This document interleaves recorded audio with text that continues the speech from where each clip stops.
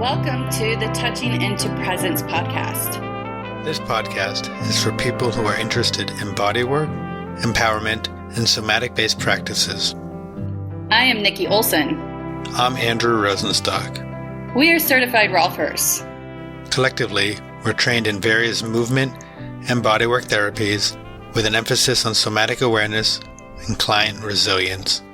Through conversations, our goal is to share and explore mind-body paradigms to offer empowerment possibilities.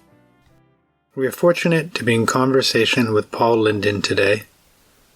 Paul is the Chief Instructor and co-founder at the Columbus Center for Movement Studies, Aikido, in Columbus, Ohio.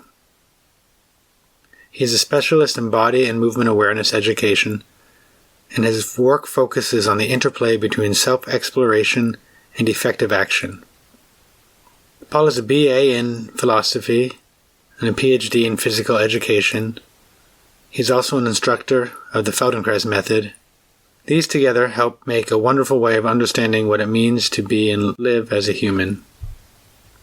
Our talk goes into Paul's history, his process, exercises for peeling away the layers, a lot of me stumbling, working with trauma, and more. So with all that, let's begin our talk. Hi, Nikki. Nice to meet you. Hi, nice to meet you too. Thank you for taking time to speak with us today. Sure, of course. It's fun. I get more kids to play with now. Yeah. Yeah. Are you doing Aikido at all with social distancing, or what's it like? Yes. We just started yesterday evening doing weapons work, so we can have a staff that's 4 feet long, and the other guy has a staff.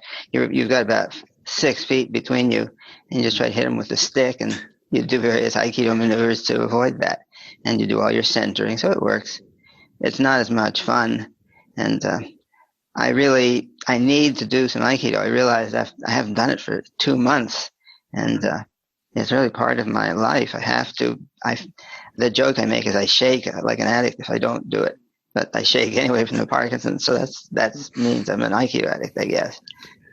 I have a friend of mine who's been talking about Aikido for years, and I actually, it's something I'm really interested in. I don't know why it does. There's something that makes me want to practice or to start learning. And I feel like I'm 6'4", about 215 pounds. So I feel like my body is not the most ideal for Aikido, but any living body is ideal for Aikido.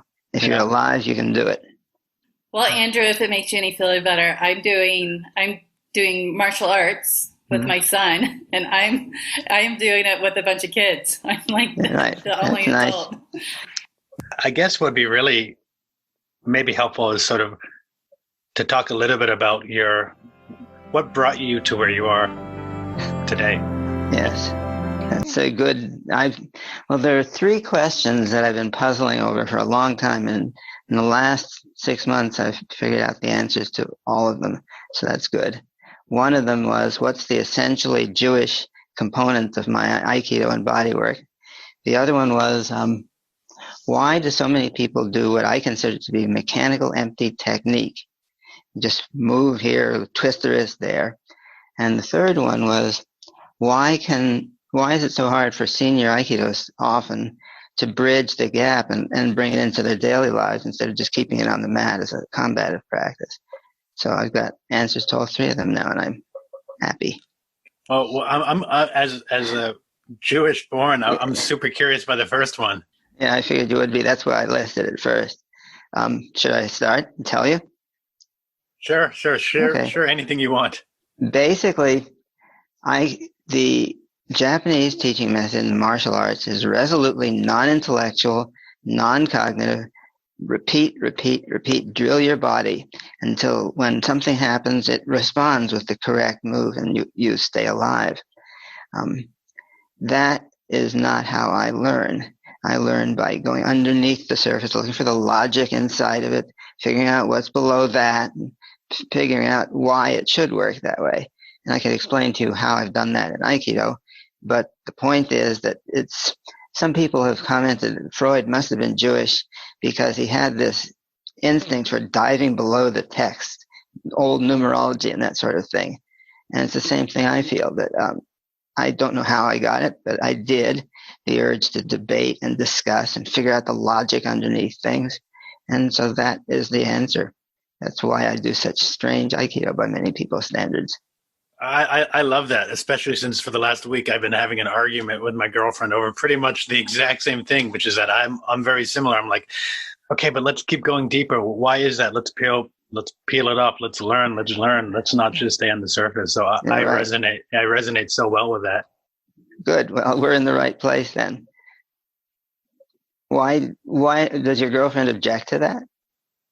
I mean, I don't want to bring too much of my personal life into yeah, right. Okay. But I will say, I'm from New England, and my girlfriend's from Beijing, and we have very different cultural outlooks on I can things. imagine. Yeah, and I've always been a fan of philosophy and looking.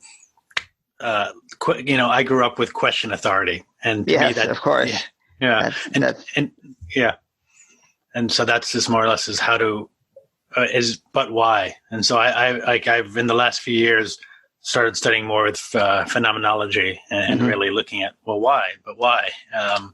Just to learn more about myself and the world. In a certain way, I've gone in the opposite direction. I started off as a philosophy major and figured they'd been talking for 3,000 years, hadn't gotten any concrete results. I wanted something a little quicker.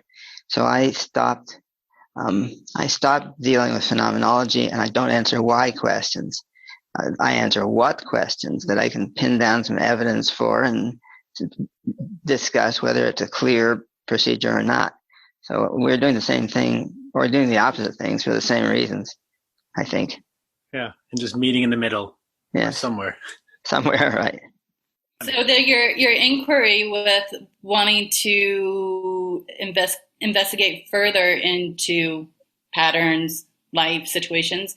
What came first? So you do Aikido, but then you also have body in motion. Being in movement. Being in movement. That's okay. Which came first? The Aikido came first, but it didn't really come because I couldn't do it. In retrospect, I realized I was not a sports person. I'd never done anything with my body. I was a bookworm. And people around me would watch the instructor and they'd do what he did. And on my good days, I could say, huh? But I didn't see what he did because I couldn't understand it the way I understood things. And so what I did was I started making up exercises for myself to bring my body online, although I wouldn't use the word online. 50 years ago, there wasn't much. But I kept a file with 3x5 cards, and every time I had a good exercise, I'd write it down on a 3x5 card for those who remember what those are. But I eventually wound up moving from San Jose to Columbus, Ohio for my Ph.D., and I brought a stack of about 1,000 cards with me. And I was getting a degree in physical education. Little did I know that they didn't mean the same thing I meant when I said those words. And I was assigned to teach a course called Movement and Self-Awareness. So I just pulled out my stack of cards, took 30 or 40 of them that seemed like they would fit together, and went with it. It was my first experience teaching anything but Aikido, and I found that I had inadvertently found a very powerful process that didn't take nearly as much effort or time as Aikido did, an awareness process. And when you studied Feldenkrais as well, did that come later on? Yes, that was about. I had 1 year left in my graduate program, and I found out that Feldenkrais was offering the people in charge of Feldenkrais' teaching were offering a 9-week makeup over Christmas. They had taped everything in his first year of training. They wanted to know whether the tapes would be good for anything. So they gathered about 40 of us together and put us through it with Moshe up on the box instead of live on the dais. And it worked just as well. So they figured that they had the answer to their question, that the tapes were going to be useful, and they mainstreamed us. So I took off the last 2 9-week periods in my last year and had somebody else teach my classes that I was a TA for, and jumped in. I found that Feldenkrais is a very powerful tool, And I don't use it much, but it's a very powerful tool for something I don't usually do much of. So I have it in my quiver if I need it, but it's just something that has helped me in certain ways. Did you find overlaps of that with what the self-inquiry work you were doing before, the no-code work, or not? Very little overlap. Right. Moshe Feldenkrais was resolutely teaching softness and flow, and that's good. But for some reason, he chose not to teach the stability and the power, which he evidently had. One of my friends was about 6'6". He went up to Moshe. It was my friend was an Aikidoist black belt. And he asked Moshe, could I feel your judo? And Moshe, sitting on a stool, just reached out, flipped the guy. And that is a lot of skill to be able to do that. But he said it was an amazing feeling. So, but he evidently had all the power he needed, but he didn't elect to teach that. There's a saying about there's a lot of stories about Moshe Feldenkrais and Ed Rolf, and there were overlaps. Sure. And there's a saying that he was at Esalen once he said, like, all right, all you Rolfers get on your line, and they all stood up, and he pushed them over, and then he's got on his line, and he like said, okay, now push me over, and they couldn't. But that Ida said that she said, yes, I'm teaching them. The line is to be in movement, not just when standing still. It's a nice story about him. Yeah. I'm still a little curious about your exercises on your index cards. So were you seeing Aikido moves and then we're breaking it down, because you said you were trying to learn how to master it yourself. So then you would see something and then maybe micro piece it together? No, I didn't do it that way. Let me try something. Take one hand and rub your shoulder just lightly. Now that establishes the awareness of that spot in your body, right? If that spot wanted to move toward the wall on that side, what would happen? What do you feel in your body as you just request that spot wants to move? I would be curious of lateral movement. As you do it, do you discern anything happening in your body now as you do it, if you're doing it? I'm feeling like I'm trying to pull my arm out of my shoulder joint. Okay. I'm feeling my left foot stabilizing, but that might just be how I'm sitting. Well, that's the point. No. But okay, can you stand up? Are you someplace where you can and not lose the? Okay. Walk forward a bit and just walk normally. Now, go back to where you started. This one shoulder wants to touch the wall on that side. Feel it wanting to move as you walk forward. What happens to your motion? Maybe getting a little bit more curious again to maybe a little heavier that shoulder side step. Okay. And Andrew, what happens with you? Interesting. My left shoulder feels very big. My whole left side sort of got very big. My right side sort of got smaller, and I feel like my head wants to lean over to the right. Which shoulder were you thinking of? Left shoulder. Okay. Yes, that's the kind of thing that I did as an experiment. And if you think about each shoulder wanting to go out to the side, what does that do to your movement?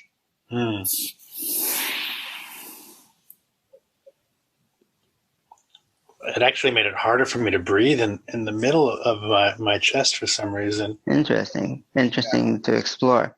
Okay, Yeah.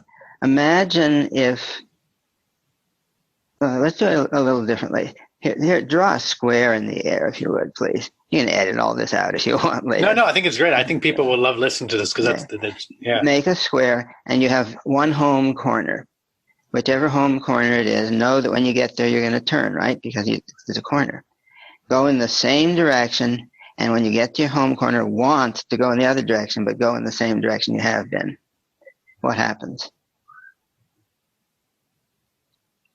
Get confused. Yes. Why? Because I'm simple? No, because you're sending two messages to the same muscles to go in two incompatible directions. And you aren't actually confused. Confusion is the name of what you are. Do you get it? In German, it'd be verwirrend, is confused. But in English, it's the word is not the same as what you're actually doing in the body. So that's a key piece for me, not to define words by words, but by body actions and body sensations. So what you're calling confused, I imagine, was the move got a little gummier or harder to make clear and precise. That is the example of operational definition of an intention. I don't use the word key or energy much, but intention. So have you ever driven down the street and the light turns yellow and your foot wavers between the brake and the gas? That's the same thing. You're sending two messages to the muscles. And until you decide whether you want to jump on it or stop, the muscles will try to do both, and it isn't very clear. So that was not as such an Aikido thing, but I felt it as I was exploring things. And I felt that when I could clarify my thought through space, then I could move better. I'm sort of still trying to figure out how, because my brain is one that sort of an engineer and wants to take apart how you got there, because it's something that I feel like for myself, I've been in some way or less working with a lot of that, but I'm just at the surface. Okay, I'll tell you how I got there. Let me think. Okay. There were two key moments in my Aikido practice. The first one was when I had been practicing about a year. I remember saying to my partner, I know I'm supposed to go with you, but what do I go with? Nobody ever said that. Aikido, you go along with the attack, but what is it that you go along with? And I suppose the other guys knew, but I didn't. I had to make it explicit. So I jumped on the idea that I'd go along with your movement, which is more or less accurate, but not complete. So I just spent a long time trying to have no influence on the attack. What does that mean? If somebody tried to punch, I'd ride the punch like a butterfly on an elephant, but I wouldn't try to direct it. And after a few years of that, I could really sense where people were going and how they were getting there. But I realized that I wasn't going to be able to defend myself because I wasn't doing anything. I was just perceiving. So then I started figuring out the bridge between perceiving the attack and the attacker and doing something to control it. Can you talk more about what you would do to control it? There's any number of things. You could punch the guy. The one that I find very interesting, you can do, and it will work once on most people. Eep! You do that, and most people try to punch you. What the hell? And then you hit them while they're surprised, but it won't work twice. You can do a strong maneuver, like a block and a strike. You can do a soft maneuver and take the person and throw them. You can do pretty much whatever you want if you have the techniques and the perception of how to use them. Does that answer it? It's really amazing to see, even over Zoom, that people won't see because it's audio, but the difference when you just did the strike versus the flow. The flow, so different. Yes. Yeah. I have black belt in karate, but that was not my home. Aikido was my home. But I wanted the black belt in karate because I needed to learn how to attack better. And I also figured if I had one soft language, one hard language, I'd have the language spectrum of the martial arts more or less covered. So I'd be at least familiar with some things instead of being only in the soft camp or only in the hard camp. For myself and for listeners, like I said, I'm just now getting into the martial art realm with my son. So, but just reading a little bit about your background with Aikido, my understanding is it's a little bit more of I think what you're saying, a softer form of fighting, like capoeira is like, no? I don't think so. I mean, how to describe it? It's soft in a number of senses.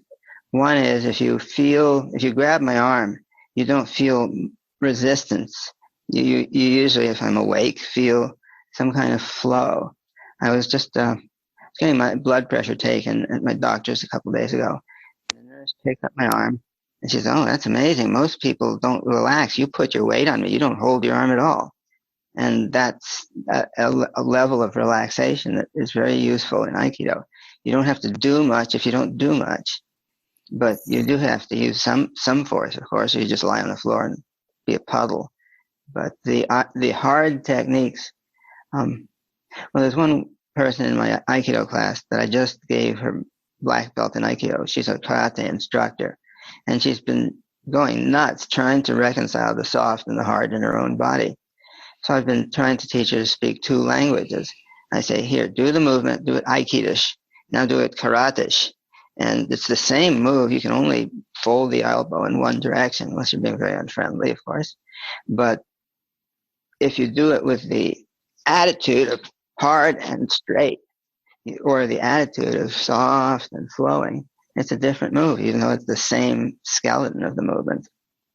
What is that difference? Is the difference about the embodiment behind it, or the intention? No, certainly the intention. What do you mean by embodiment that's behind it? I don't understand that phrase. I think I more or less in this case mean somewhat about the intention, about how the person is presenting themselves both as who they are in that body, in that mental, in that every sort of space that is there, and we can embodiment, I think, becomes a buzzword, but we can try to be, I can try to be Paul and do that, but that's not, and it's in me and it's in my body, but it's not really me. It's not the embodied. I think I know what you're talking about now. Thank you. No, would you consider eating garlic ice cream? Probably not, but somebody somewhere must like it. I would totally do that. I would totally try that. Well, then you're very strange, just like me. But it's a matter of the flavor with which you live and move. So, for example, if I stand up and, let's see here, I've had Parkinson's for 17 years. When I do these kinds of things, notice there's no tremor. I can move flowingly. And if I do, I just lost my cable, but that's okay. If I do this, see, that feels different than this. It's the same move, but one, I pound, I get hard and braced on the floor. The other, I float and I move more on the floor. So it's just a different flavor. Depends what you like and what time of day it is, I guess, whether you like hard or soft. I like that you mentioned flavor, because there was something in what you sent over about flavors that I really liked, and about the emotions or the physical actions of the body. Mm-hmm. I'm happy to have you, since it's your words, I'm happy to have you share that. Sure. What I think of as emotion, I use that as a technical term. It's a series of actions in the body. Anger is one series of actions. Being happy is another series of actions.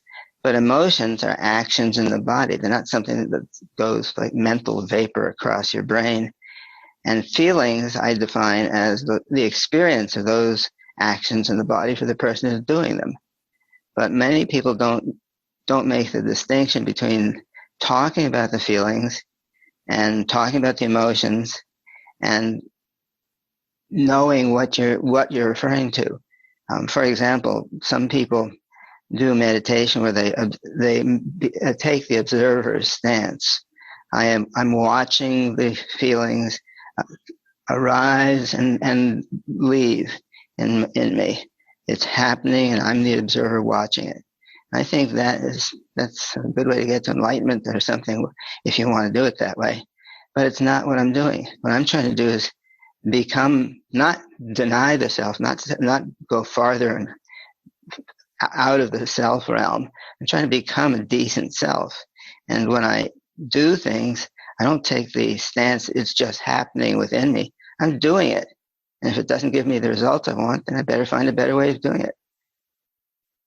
Nikki, before I hijack every sort of question, do you want to go somewhere? No, I'm still sitting with what he's saying. I know. Digesting. Okay, let me finish it up then. The slogan that I often use to summarize my teaching is, power without love is brutality. Love without power is ineffective. And that's really the summary of what I've tried to learn and teach in the last 50 years of Aikido. took me quite a while to figure out that's what I was trying to teach, but that is the essence of it, I think. Yeah, it's every time I hear you say that, and I've seen a lot of lectures of you, that always rings home. And I think I'm also trying to digest a lot of what you're saying, but still also trying not to have 5 minutes of of just quietude, because one of the reasons I really want to have you on is I think a lot of what you share is so wonderful, and it's like a seed. I feel like you have a really great way of condensing this stuff down to simple. I'm using the quotes. It's not simple, but you really find a nice way in the wording to make things that are really complicated to have a simple feel with them. But we need to digest them as well. Yes, of course.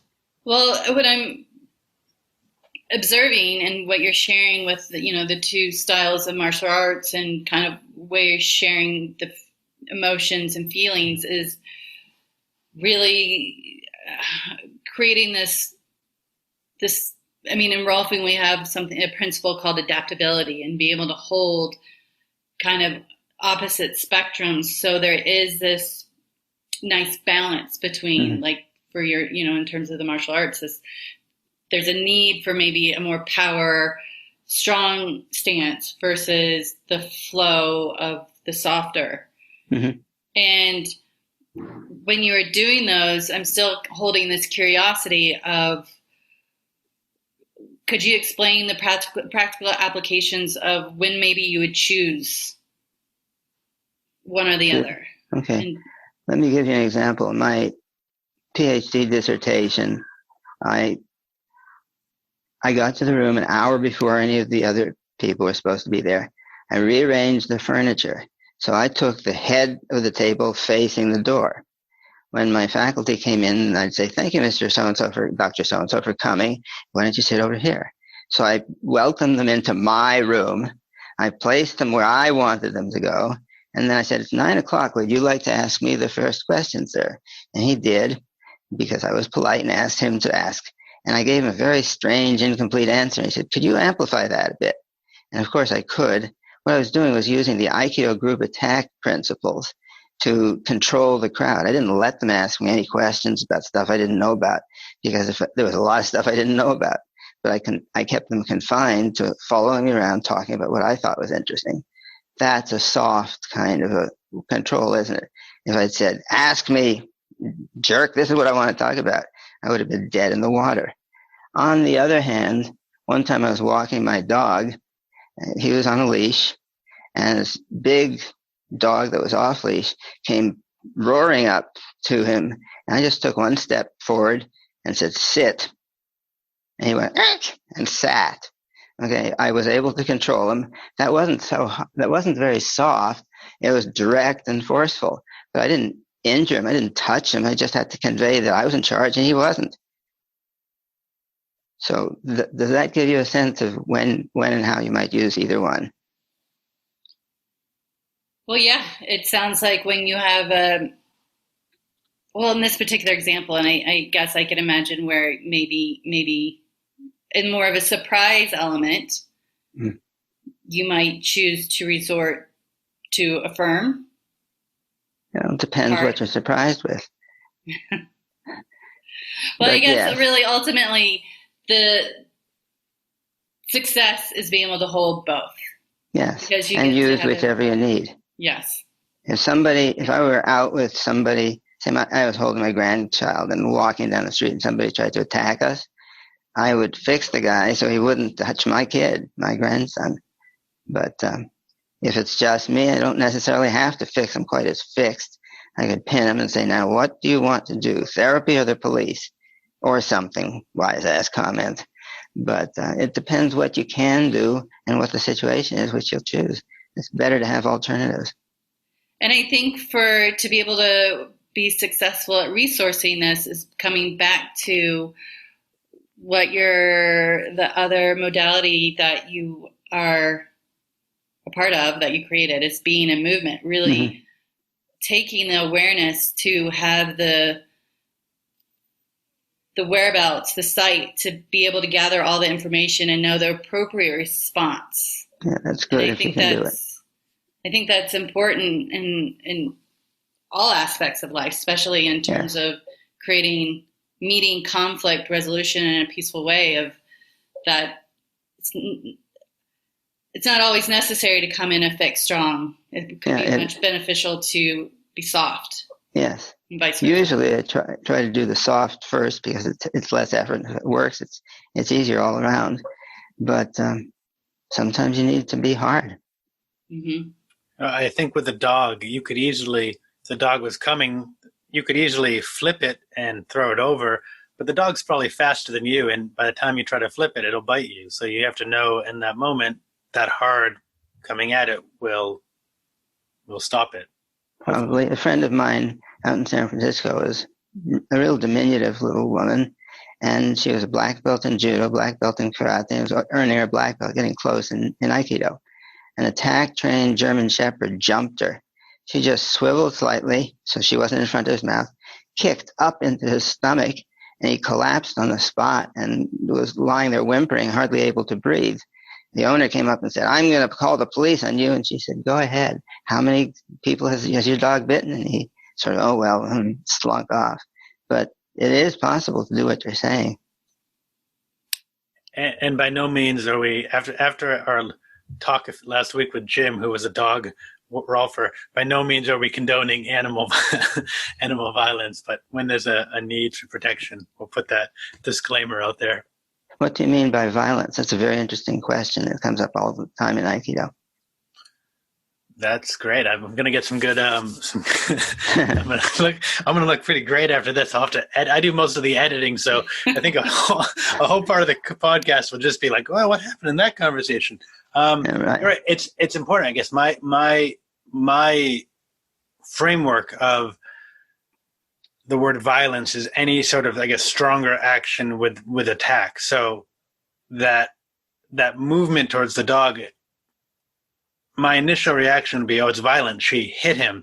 But I can also see that what you could, I guess, I'm seeing that you could hit, you could attack without it being violent. There could be a way where you do it so it's a stopping of the force, but not going further. And so that wouldn't be violent. Or you're going to educate me. I'm going to educate you. At least I'm going to present some ideas, and you can decide whether they fit you or not. I think of violence as any action built from fear or anger with a desire to diminish or hurt another human being or another conscious being. So if you feel, say you were out in the woods and a beautiful collie came up to you with rabies, would you pet it? Probably not. Probably, yeah. I mean, would I know it had rabies? Yeah, sure. It's slavering. You just you know that's part of the setup. Okay, would you shoot it if you had a gun? No. Why not? It's going to die a horrible, painful death and probably infect other beings as well. Well, first of all, I didn't know that would happen. That's what happens with rabies. Okay, so that's part of it. Maybe because it's not I don't view it as my responsibility in this case. If I saw it, if the next part is like, and I saw it going after someone else, then it's interesting. It makes me really uncomfortable to think about. Yeah, well, that's why martial arts are very strange for people to think about. I'll tell you a story about that in a moment. I would define, would you hate the dog when you saw it suffering? And Would I hate the dog? Yeah. No, I'd feel sorry. Okay. My instinct is I would. If I knew, I would shoot the dog. Yeah, me too. I would feel bad. Yes, I would definitely shoot the dog. Because it has to happen. He's going to die. He's going to die in pain. And he's going to infect other beings. What I say in that situation is if you care, if you're doing it out of compassion, if you're not hating the dog, you can kill him and it isn't violent. But you say, nice doggy, and try to pet it. And that is violence if you're thinking, I'm going to get you. See what I'm saying? So it's about the intention very often. Well, it's interesting because as you're explaining that, like my attention would be from No, to be fairly honest, it would be mostly fear-based of what would that dog do to me, not so much of what it's going to do to other people. Well, that's true. I mean, yeah, and for me, I guess it's not my best example because I don't know enough about rabies and how that all sort of goes out. It's something I actually want to sit with a little more and to think about. Okay, well, let me tell you a story. I was out in Los Angeles a number of years ago. I met a friend of a friend, and we were eating lunch together, and he smiles at me and puts down his fork and says, "You know, I could kill you if you sit there." And I said, "Yes, of course you could," and kept eating. His eyes went wide. He said, "You're the first civilian to pass my test." I said, "What do you mean?" It was quite a while ago. So he was not terribly long ago veteran of Vietnam.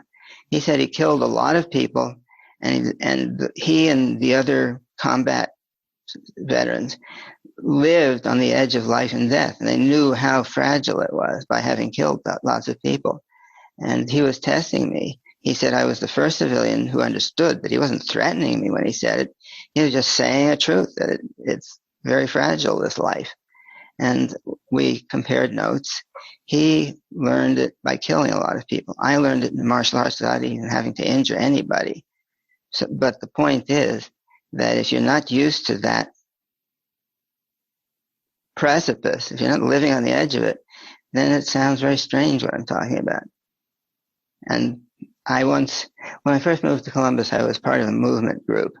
And one of the people was a psychologist, and she asked me, why did I practice Aikido? I said, to learn to die well. And she thought that was the sickest thing she ever heard and hasn't spoken to me in 30 years. But it turned out I was right. With the Aikido, the Parkinson's has been very manageable because I choose to manage it. Without it, I would probably have sat on a couch somewhere and rusted shut long since. Well, we're glad that you haven't rusted shut. Me too, thank you. I am, because watching you do the Aikido and watching you do the karate, there is a very, and in response to the Parkinson's, there is a very different physiological phenomena in you. And I am a part of me is curious what is it about what is it about Aikido? Is it Aikido because it's your practice, or is it for other people that would be the same if they had been doing it? Sort of, what have you figured out as far as that? Okay. I think I know many people do Aikido as a combat art. It may or may not be a very efficient combat art. It depends on how the moves were executed, how they were designed. But I think that it's really a question of how you want to live. If you want to live in a soft, free, flowing way, you do Aikido that way. You can do Aikido in a harsh, break it kind of a way, but that's not less Aikido. It's just a different way of approaching Aikido. I think there's something that my answer is missing. Can you help me with that? What is it that you're not satisfied with? Well, I don't think it's that I'm not satisfied. I think there's part of it is there's so much to process out of what you say, mm-hmm. that it's a lot of it is, and I'm part of my retention process. I'm a slow learner. I found that I can be a slow learner. Me too. Yeah. So that's I need why I developed this. Yeah. So I have to listen. It's one of the reasons why podcasting isn't always the best for me, is because the next day I'm like, oh, I wish I asked him that, because it takes a little longer for that to go through. Well, I'm back to curious a little bit more. I want to dive a little bit more into being in movement, mm-hmm. and with your, clearly you have this beautiful history in martial arts.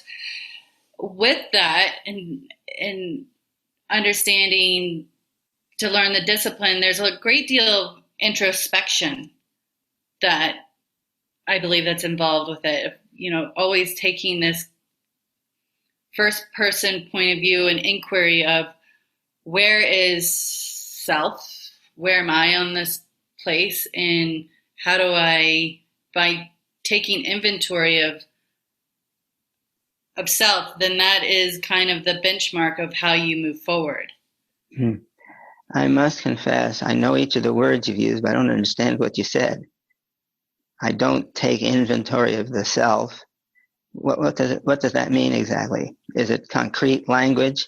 How do you know when you're taking inventory and when you're not, or when somebody else is? Well, when you're checking in, like when you are in your stance in either martial arts that you're practicing, where's your, to be able to execute power, you have to have a point of reference.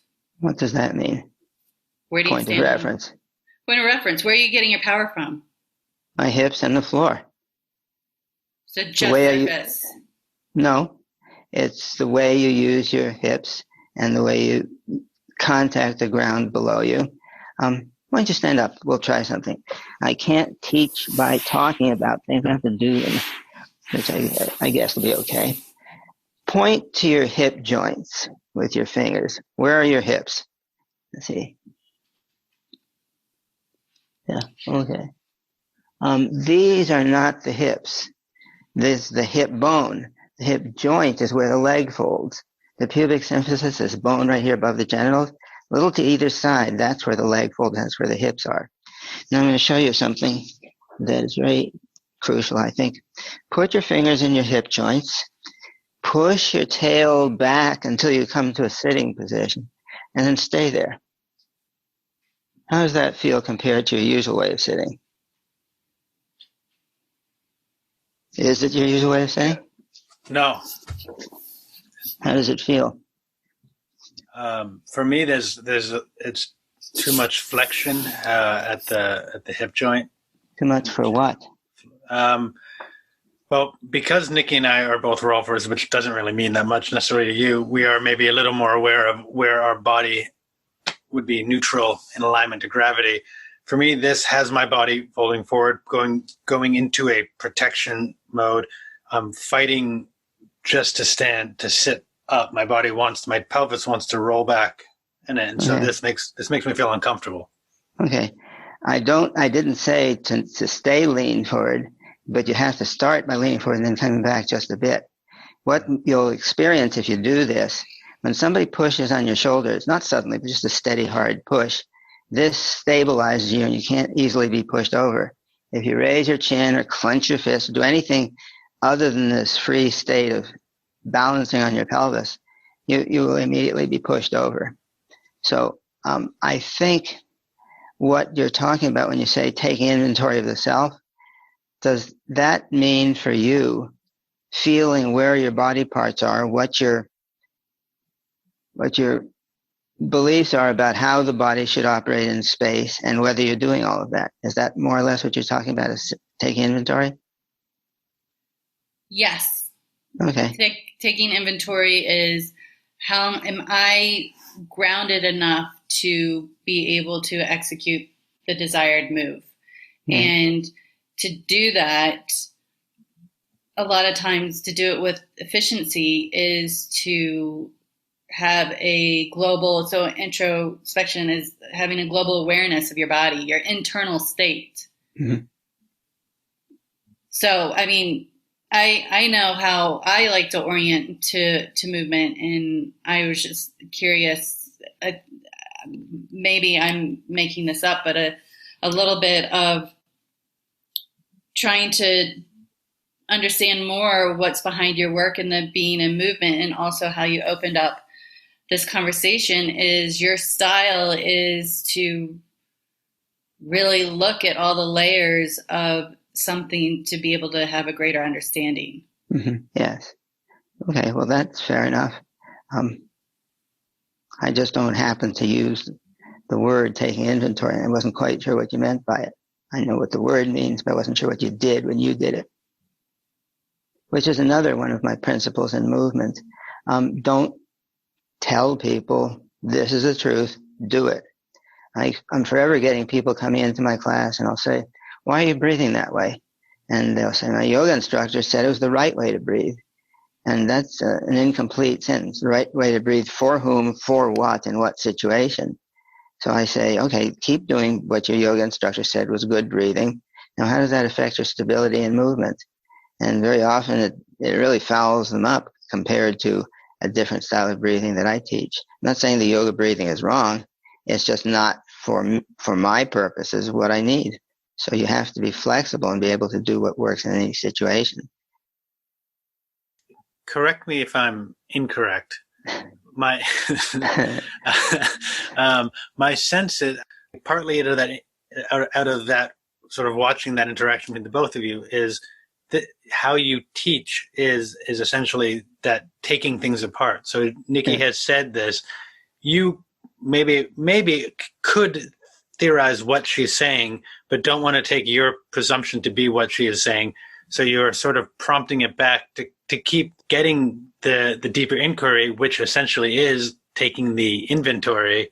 But it's the way, like for me, if I'm correct with that, I resonate with that sort of style of teaching. And I don't know why that is, but that's how I'm perceiving it to be. I don't know if that was your intent or not. I think you've got it very accurate. That's what I'm doing. I don't want to lead the witness. If I'm helping somebody recover a feeling that they have buried in themselves somewhere, I don't say, oh, when it happened, whatever it was there cheering squad next to you? Were they wearing blue jackets or green? That's leading the witness, putting all kinds of thoughts in. All I say is, and what do you feel in your body when you talk about Sunday? And where do you do it? And then I just keep iterating and reiterating. What do you do in your body when you describe that? Is there anything interesting that happens? And people always find that if they follow the trail of what they're doing in their body, it takes them to someplace valuable in their inner search. And was that all out of the index carding things you did, or did you? Okay. That was something very different. I was walking across the parking lot at a shopping center near here, and this woman stopped me and said, who are you? Don't walk like anybody I've ever seen before. And I said what I did, and she said she was a psychologist working primarily with abuse survivors, and would that my work on stabilization, et cetera, help them? I said, I don't know. But she said, I'll send you 6. We'll start a group and we'll find out. And 10 minutes into the group, I realized this is what I'd been training for. This was the level on which I needed to use every tool in my arsenal. And it was something constructive and helping people find their bodies and their joy again. So I started doing that. And that became one of the most important areas of application for me. But it was just a matter of somebody seeing me walk differently. But had you studied, like, because when I hear what you're saying, because of my previous background to now, I'm familiar with Eugene Gendlin's work, which is a lot about focusing. And had you studied that, and that became no. I read about it much later on, but the first time I ever got deep into a person was when that psychologist brought me someone, and she said, could you help her relax? I put her on the table, started doing some table work. She was getting softer and more open.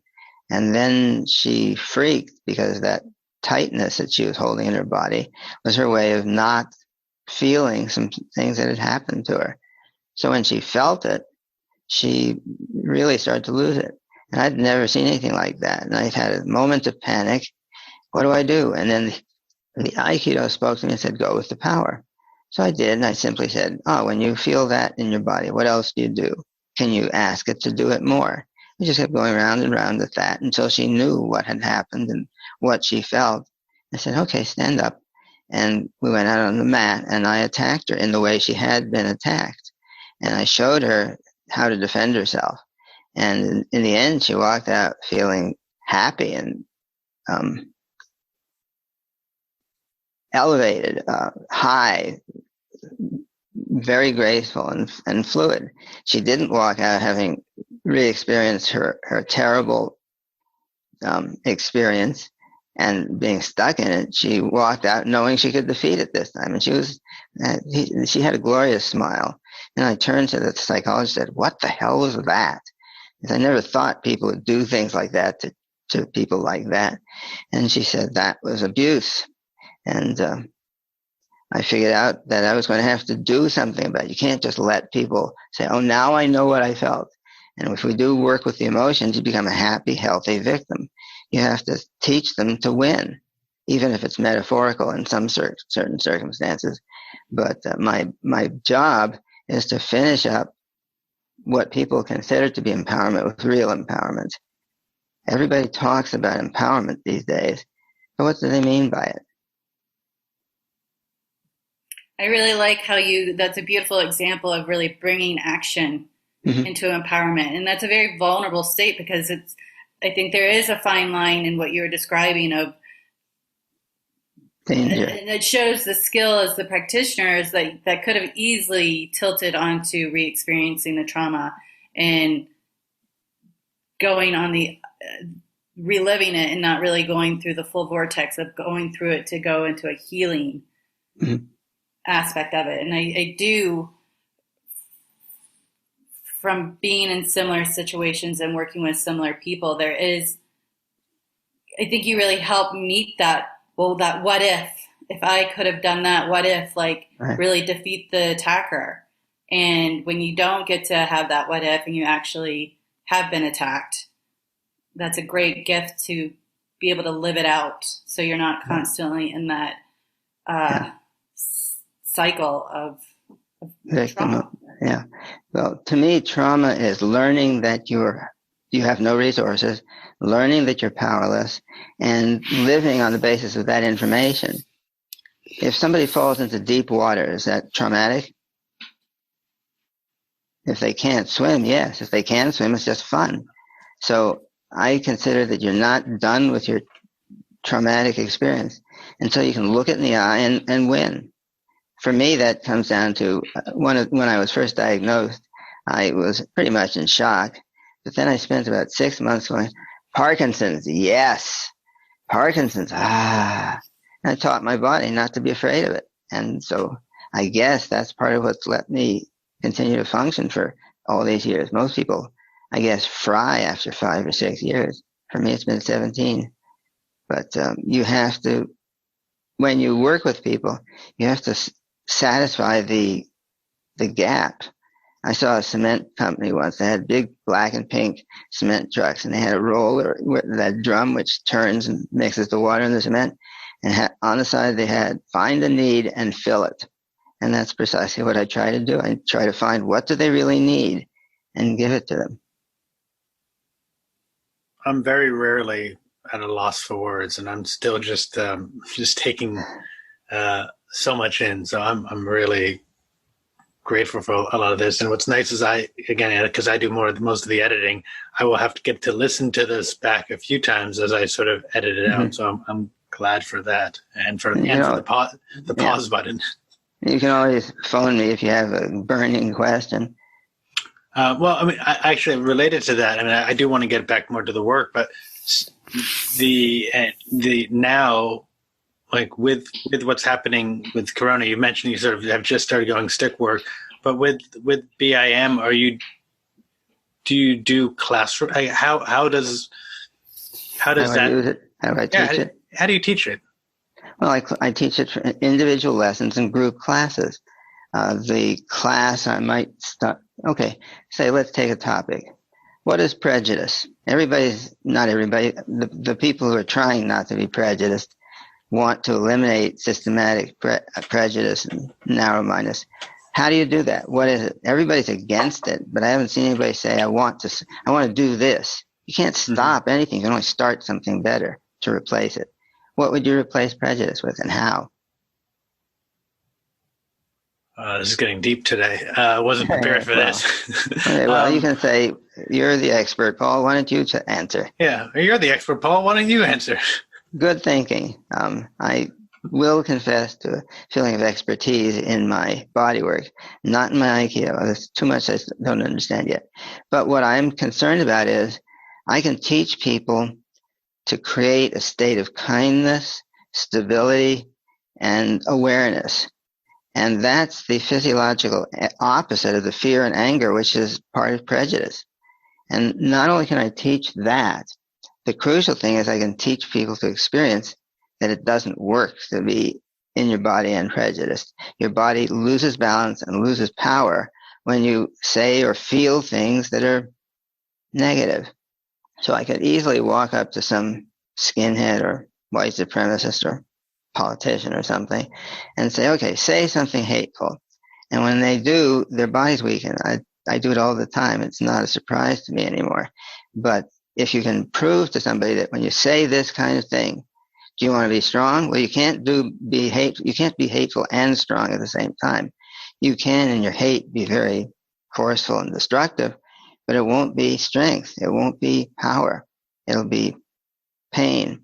And so if you want to be strong, you have to be kind and respectful. That I can also demonstrate is the way the body functions.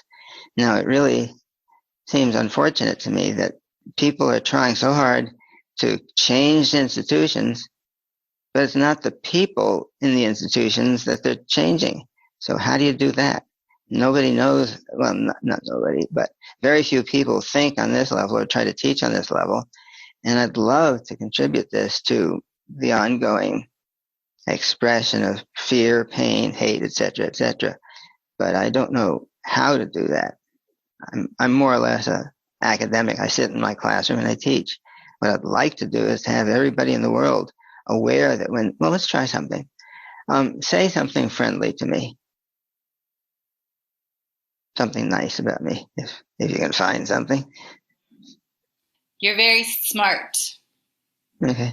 What happens in your body when you say that? And Nikki, compare it to saying something very oppositional, antagonistic, demeaning about me.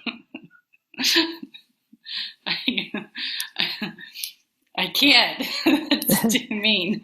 Well, to me, what happens in your body when you even contemplate it? Okay, but listen, I appreciate where you're going, but there is, I know to my husband, who I say sweet things to all the time, but when I've gotten very angry and I've said very mean things, it made me feel good. Of course. It released an energy that came out in some strong words. Did I mean everything of it? No. Did I mean that I needed to get a point across? That felt satisfying. I'm sure it did, but that's not the level. That isn't an answer to the actual question I asked.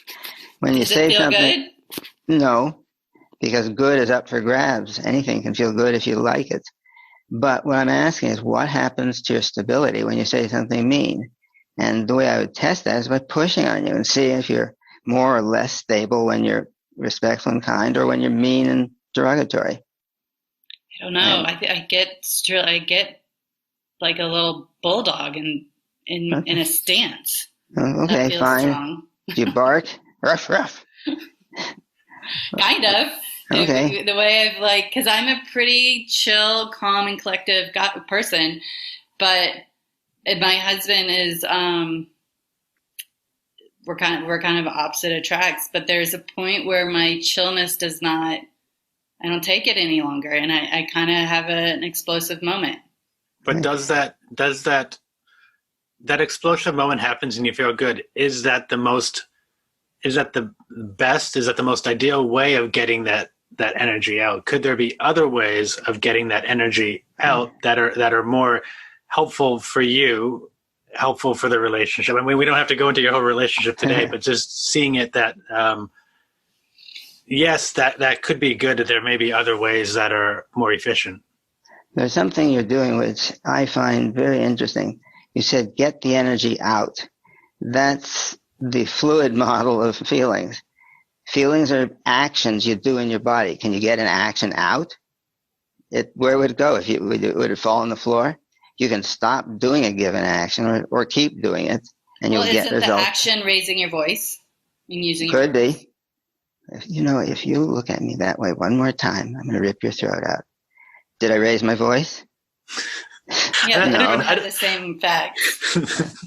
It'll have an effect, whatever it does. But the point I'm trying to make is I don't try to get anything out. I try to stop doing something by substituting something better.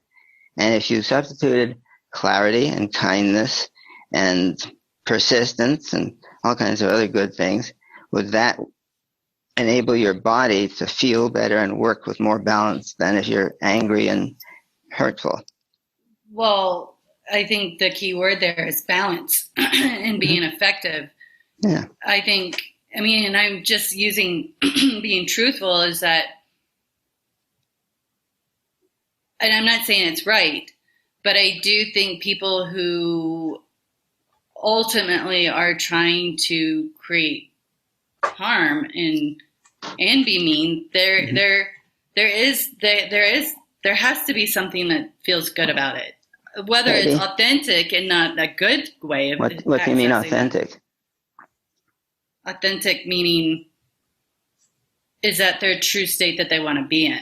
What do you mean true in that sense? Is that the state they want to be in? Does adding the word true communicate anything extra? Well, does a murderer necessarily always want to be a murderer? I don't know. I haven't talked to any. But you see, you're arguing from abstracts. What you're saying, if you want to be true to yourself, I don't know what true to yourself means.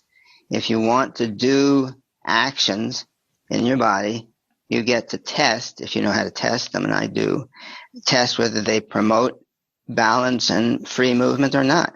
And if they don't, then you should do something else that works for you without the side effects, the negative side effects. I agree with that. Good. Then we're all in agreement. No, I think I was just getting hung up on the fact that and I'm not saying it's the healthiest way, but I do think sometimes people get gratification from. Yes. There's a German word, Schadenfreude. It means taking joy in somebody else's misfortunes. Mm-hmm.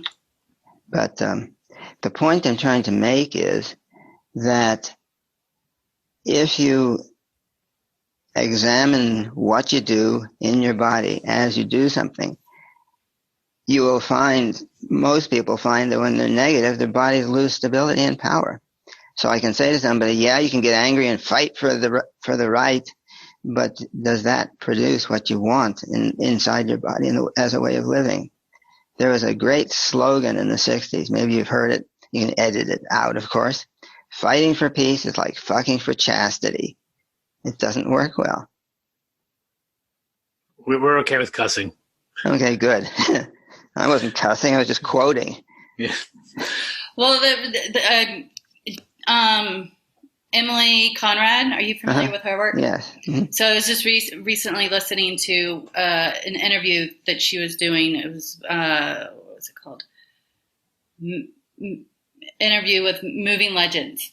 Mm-hmm. And something I thought, especially this was a taping that she did many years ago, but she wrote something about she said something about how revolutions don't work.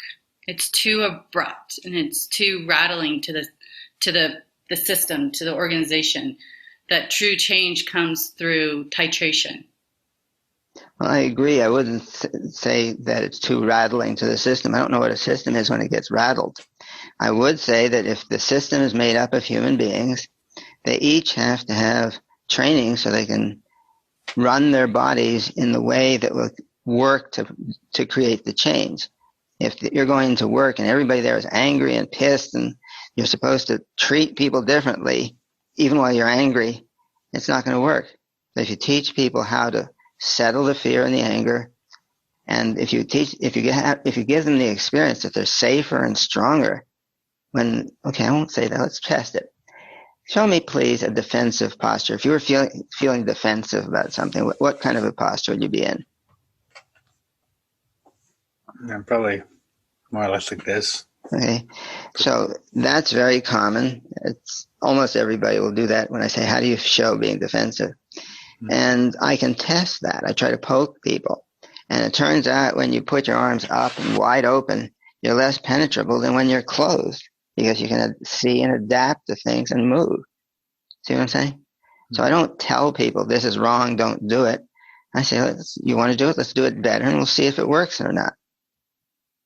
The reason that the systemic change is hard is they aren't changing the behavioral units, the individuals.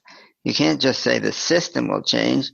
I would imagine, does it seem reasonable to you to think that prejudice might be built on fear and anger? Oh, yeah. Yeah. How do you teach people not to be fearful and angry? You don't. You teach them to be calm and strong, and that will antidote the fear and anger. But if you don't do that, how are we ever going to change people's feelings when we're not addressing the feelings as such, as actions in the body? See what I'm saying? So if I could get across anything right at this moment, I'd say there are alternatives to feeling fear and anger when you're confronting people that are different from you. But you have to learn them and do them on purpose or they won't work. And for you, the way of learning them is through Aikido? No, it's far too labor intensive. Yeah. I've spent 50 years learning how to lock people's wrists. You don't need that. You need something that's much faster. What I've done is simplify it. I've got two things on my website. One is a 70-page book called Reach Out. It's about practicing peace in a situation of disharmony. But that was still way too long. So I finally got it down to a handout that's about 6 or 8 pages, and that works. People will read it and they'll try some of it. They find that it works. It's not culture bound. So that is what I've been trying to spread. And I think it's a crucial problem. But how do you get people to not be prejudiced? You can't. You can't stop a behavior. You have to start a better one. If you know anybody who wants a little old martial arts guy to come in and teach them peace. Yeah, I'm thinking that actually. And I have a friend who actually, she's in Ohio. I don't know if she's in Columbus or not, but the way my brain works a lot of times is to connect and to be like, ooh, how could I? So that would be very nice. And she's very involved in the Black Lives Matter movement. Well, they matter, but how do you teach people to feel that they matter when they don't matter to that person? Mm-hmm. They're trying to say it as a statement. Black Lives Matter. How do you teach people that don't feel that that it does matter? So I think my impression is, I don't know if I've run into many systems or other forms of body work that are resolutely about the body, but that extend into feelings of wholeness and social equality, et cetera, as a body thing. Feldenkrais, for example, certainly didn't work with emotions or feel how you feel about another human being. I don't know whether Rolf did. Alexander did not, as far as I know. My understanding with Rolf being with Dr. Rolf was she was very much interested in that. Like it's the quote that you shared to us that you knew. She said, I'm very much interested. There's different stories of this quote. I'm very much interested in working with the psyche, with the soul, with the spirit, but the body is all I can get my hands on. In the school that Nikki and I went to, there is a part of the Rolfing paradigm that's called biopsychological, social, psychological, cultural, this sort of framework of that can tie into it. We don't learn about it a lot in our basic training, but you can go into that more. Peter Levine was a Rolfer, and I wasn't aware of that. Yeah, and he was bringing, even today, one of our senior Rolfers, Jan Sultan, was on the call today, and he was saying how when Peter was working on that, he would bring it to the faculty meetings and basically was sort of testing a lot within that. So we do have, as Rolfers, we have access to that, but we don't necessarily, not everyone wants, some don't want to go there at all. And it's different still. I mean, Nikki, would you build on or agree or disagree? Or? I think the original work, I mean, I think you kind of tied in the history. I think it's when you're helping someone find better alignment, ultimately you're asking them to try on, I mean, as Rolfers, we're nudging the tissue and the structure to try on new postures, new way of moving. And with that, you're often going to have a mindset change or a shift in perspective. Mm-hmm. And, what structural integration is how to move more efficient with the gravitational field. Mm-hmm. And of course, if your body's moving that way, you have to ask, how did your body get in a pattern that wasn't efficient? Right. And all those things. It could be occupational, it could be a traumatic event, it could be an injury, it could be your general attitude. So if you are that person that's more quick to, be reactionary and be more of a barker than a listener. So I think it's a byproduct of our work that we can't ignore.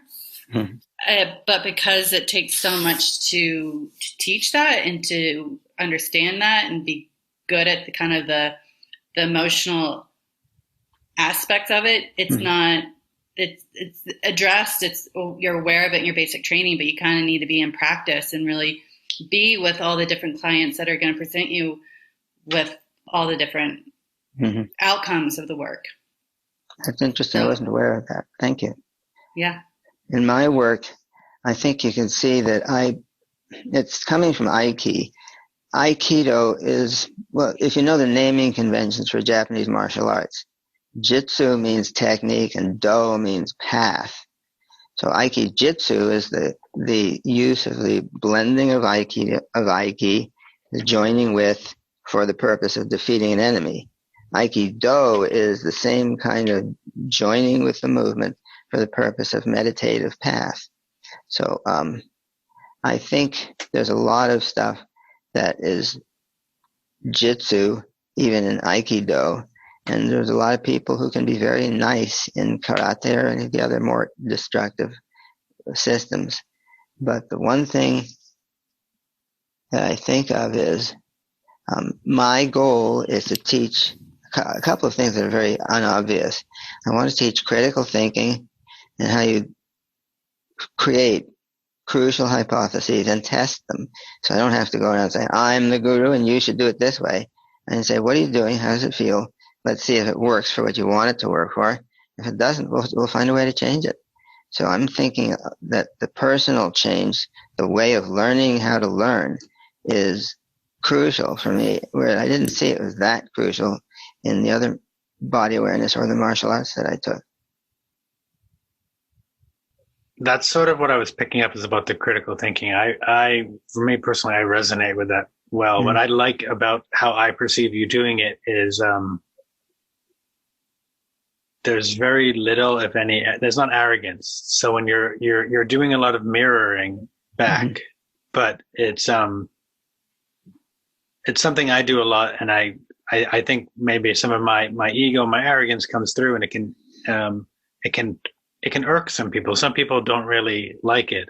I love it. So like, again, when I've been watching you do this the whole time, I've been, I'm okay to being uncomfortable. I see that I can grow from that. I've really just enjoyed watching and listening to how you do it and thinking, how can I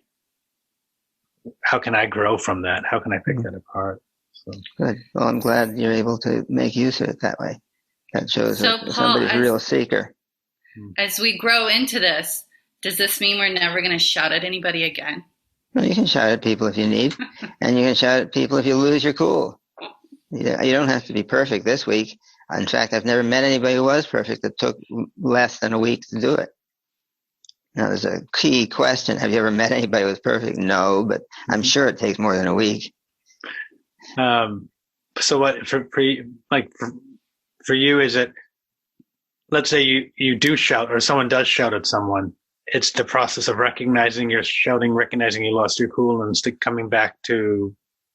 Yes, but I don't shout too much anymore. If I shouted at you, what did you do when I did that? What happened in your body, if anything? I contracted a bit. Of course.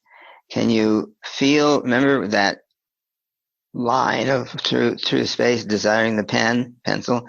Can you do 6 lines, up, down, right, left, forward, and back? You can use your breath as a carrier wave, sort of.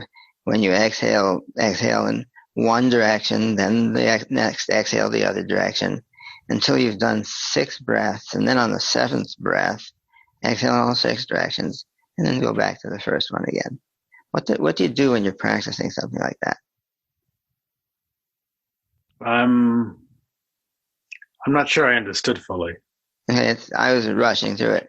Basically, if you send your awareness out, have you ever been a star or a firefly's butt, or maybe a light bulb? I feel like I've heard the firefly's butt from you before in a different talk, but yeah, I don't think Nikki has. I don't know. I grew up in the South, and so we're very fond of fireflies, but we were probably a little violent with them because we would take their butts off and smear them on our shirts, so we would glow. Yeah, right. Well, that's not very friendly if you happen to be a firefly. But glowing is the model. If you glowed in all directions, gentle, strong light of kindness and stability, what would that feel like? Expansive. Yes. Yeah. That's the word I use, expansive, dignified, kind-hearted. If you practice glowing all of those positive emotions, then you will have it there in your behavioral repertoire when you need it. And somebody will attack you viciously, and you'll glow and be kind, and they won't know what to do with that. There is, this is why when I emailed you, I was curious, had you known about Rolfing? Because I know of it, but not much. There is a lot of, and we don't have to go into it, but there is a lot of similarities. Part of what a hallmark of Rolfing is what one of the sort of teachers developed a word called palintonicity, which is sort of expansive in all directions. And about how will you be in all that so that you can be in that space, both physiological, but it ties into the psychological. More. I think that's interesting. I'd like to hear more. Maybe afterwards, sometime we can talk about that. But if you're looking at a human being, you probably will see much of the same thing that anybody else would. The elbow bends only in one direction, aside from some of the nastier techniques. So anybody using work on the arm will find the same bend. So it doesn't surprise me that people like Rolfers or whoever find similar things. We're looking at the same human. Yeah, as they say in Thailand, same but different. Yeah, exactly. I'm working on a book, the title of which is, I think the working title is, It's All the Same Except for the Differences. It's such, I'm trying not to go there, but it's such a good Jewish humor. You have such good Jewish humor, which is, I think, one of the reasons I also resonate growing up with that. Yeah. I'll tell you the most tasteless joke I ever used with a client. I think of it as victim humor. If you're the victim and you tell jokes about the oppressor, you've stolen back some of their power. This one guy came to me and we went into his experience of such and such, and he re-experienced being raped as part of a gang ritual. So he came out and said, "Quick, how many ritual abuse perpetrators does it take to screw a light bulb?" He said, "What?" I said, 13, 1 to screw it and 12 to chant. He broke out laughing and laughing, and he was back in the room. He wasn't someplace in his torment. So I use a lot of humor to help people not take things too lightly. So do I, and what I've found... Not take things too heavily, I'm sorry. Yeah, so do I, but what I've found is I have to reel it back. I have to really be, like saying something like that, in your case, it worked really well. Sometimes it won't. And it can. And so I'm curious, how do you know when it will work? You just do. I do. After 50 years of experience, I hope I've learned something, but I can't give you an answer. It's just, I feel it. And I don't do that until somebody has been working with me long enough that they understand what I'm doing and are doing it themselves. So I certainly wouldn't do that on somebody's first lesson. But if you want the best victim humor joke I know of, you want it? Yeah. I mean, I'm okay. I don't know if Nikki's okay. What did Satan say to Hitler when Hitler got to hell? What? Oh, if I had known you were coming, I would have baked the cake. I've actually, I've heard, I think I've heard that one from you before too. And I actually remember where I was when I heard that. I was in the Maldives and I was in the bathroom and I laughed. I laughed and I shared it with other Jewish friends. Of course. Yeah. My German friends can't tell that joke. Yeah. But actually, I think I remember sharing it and I shared it with my brother and he didn't laugh. All right. He thought it was inappropriate, making light. Yeah. And that's one of the differences, I think. If you teach in Germany, you see it's a very multicultural country at this point. Hitler would die just so he could turn over in his grave. Well, anyway, so we won't make too many jokes. I do love, I did want to share just because I found it really great and I use it a lot. And I think one of the things I'm hoping for is that we are able to turn a lot of our listeners who may be more Rolf-based onto you as well, because I think your work really ties in. But there's a joke I use a lot when I'm working more in therapy, and it's your good news, bad news joke, which I think is hilarious. I'd love for you to share that if you... Sure. Yeah. It came to me one time while I was in the midst of a deep learning experience, so to speak. Life is a good news, bad news joke. The good news is that through pain and suffering, we acquire wisdom. The bad news is that there's more good news coming. Yeah. That says it, doesn't it? I think that's great. The other one, which is almost more specific, is better to have loved and lost than never to have lost at all. You nod your head knowingly. I think that's a great place to wrap, actually, in so many ways. We'll share your website. Is there anything you wanted for people listening? You want them to know, to find you, or anything you else want to share? Well, with the COVID virus and all, I can't do too much traveling, but I'm finding that I can do a lot of teaching, much more than I thought I could, online.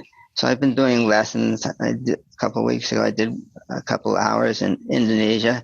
I did some in Gaza. I've done one in the last couple of months in Moscow. Any place the electrons will let me go, I can go there and teach.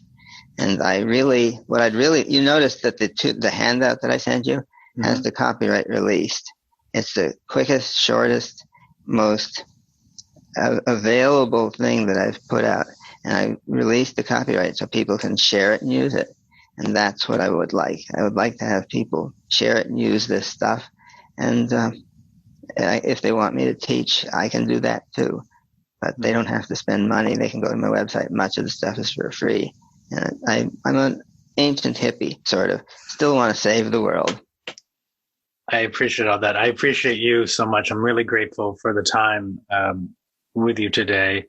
Part of the reason that I had the idea for the podcast and brought Nikki on is I just wanted to talk to people. I want to share people who I really thought made a difference and had great ideas, but I also just wanted to talk to them. And so this has been, in a lot of ways, a really wonderful dream for me. It's been great. Thank you. Yeah. Everybody says such nice things about me. I ought to take one of my workshops and see what I'm teaching. Nikki, do you have any sort of final words before we cut out? No, I just really think that you took time to speak with us and share your wisdom, and just really enjoyed your kind and effective nudging. Thank you. I appreciate that both of you are willing to take your time to help me spread the stuff that I've been focusing on for 50 years. It's a real gift that you give me. Thank you very much. Yeah. Well, thank you both. I really appreciate it. Look forward to being in contact with you. Thanks. Likewise. Have a nice day. Ciao. You too. Bye-bye. Bye. Thanks for listening to us at Touching into Presence. We hope you enjoyed today's conversation. You can find out more about Paul at beinginmovement.com. He has a plethora of freely available and helpful information there, and we cannot recommend it enough. Please feel free to leave us positive reviews on Apple Podcast or other podcast services, and please share us with the people you feel may be of interest. We do this for all of you out there and hope we are making a difference in your worlds. We look forward to hearing back from you and seeing you on our next conversation at Touching into Presence. Bye-bye.